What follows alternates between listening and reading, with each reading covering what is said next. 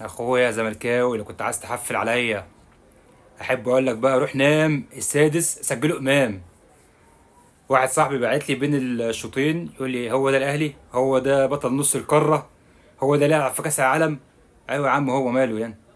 كسبان 6-1 في دوري ابطال افريقيا، ومش اول واحد ياخد 6 من الاهلي. في ناس كتير خدت 6. ولا ايه؟ ولا ناسي؟ بيبو وبشير. احب اقول لك انا بلعب في دوري ابطال افريقيا، تمام ماشي، وكسبان 6. انت راجل بتلعب في كونفدراليه، بتلعب ولاد سليم بقى، وتلعب جورماهيا، وتلعب مش عارف ايه الليبي. هو ده اخرك؟ كان انا راجل بلعب في كاس عالم دلوقتي، وبلعب لسه بخلص انت كونتيننتال. تمام. فما تقارنش والنبي نفسك، ما تقارنش الاهلي بالزمالك.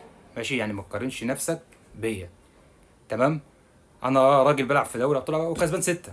هو ده الاهلي يا عم، هو ده الاهلي. ومبروك لكل اخواتي الاهلاويه، وهارد لك لاخويا الزملكاوي اللي كان عايز يحفل وانا بلعب في دوري ابطال افريقيا، وهو بيلعب في الكونفدراليه وعايز يحفل عليا. يلا.